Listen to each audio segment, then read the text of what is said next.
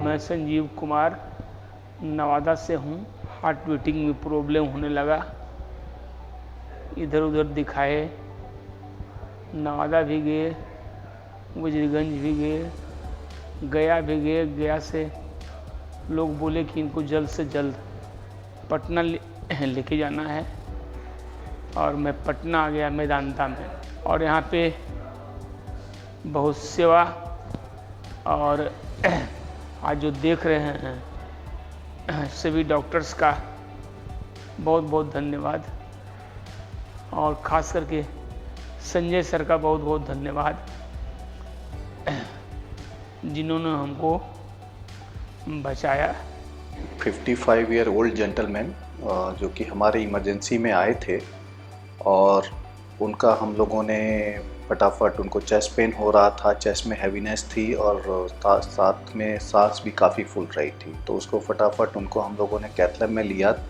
उसके बाद उनके जो आर्टरीज थे, उनमें जो हार्ट की जो नसें होती हैं, जिनको कॉर्नरी आर्टरी बोलते हैं, उनमें ब्लॉकेज था।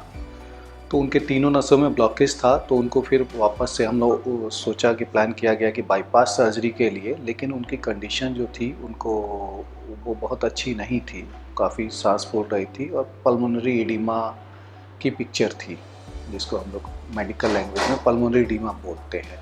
मुझे बताया गया कि एक पेशेंट है, बहुत अनस्टेबल है, से हमने अपने आईसीयू में शिफ्ट किया, पेशेंट को आईबीपी डाला, स्टेबलाइज किया।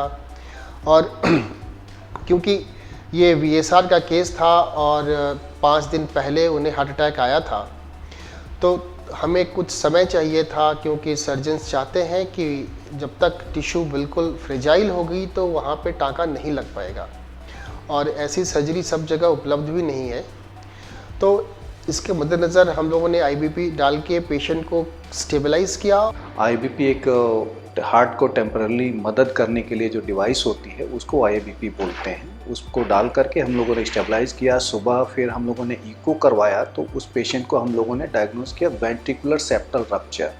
ये क्या होता है कि जो अपने जो दोनों वेंट्रिकल होते हैं, दाहिने साइड का और बाएं साइड का जो हार्ट होता है, उनके बीच में एक दीवार होती है, जिसको हम लोग ventricular septum, inter ventricular septum बोलते हैं। हार्ट अटैक की वजह से वो जो दीवार थी वो डैमेज हो गई थी, और इतना डैमेज हो गया था कि उनके अंदर में छेद बन गया था। तो ये बहुत ही गंभीर बीमारी है।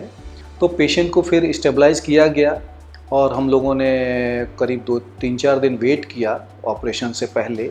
4-5 दिन वेट करने के बाद में हम लोगों ने उनका सर्जरी प्लान किया, और बाईपास सर्जरी और साथ में वेंट्रिकुलर सेप्टल रप्चर जो है उसका रिपेयर का हम लोगों ने प्लान किया, जो कि सर्जरी काफ़ी हाई रिस्क है। एक तरह से बोले कि ये हार्ट की जो सबसे जो हाई रिस्क वाली सर्जरीज़ है, उनमें से एक सर्जरी है ये।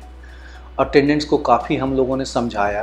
तो सारी चीज़ें समझाने के बाद में हम लोगों ने हाई रिस्क सर्जरी के लिए प्लान किया, अटेंडेंट को कॉन्फिडेंस में लेके, और हम लोगों ने सर्जरी को परफॉर्म किया।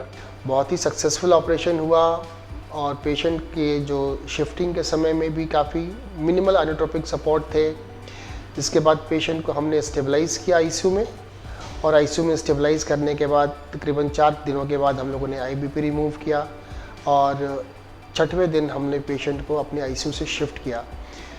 मूल बात यह है कि इस प्रकार के पेशेंट काफ़ी सिक होते हैं, काफ़ी सीरियस होते हैं, जिनको कि एक प्रॉपर आईसीयू केयर की ज़रूरत होती है।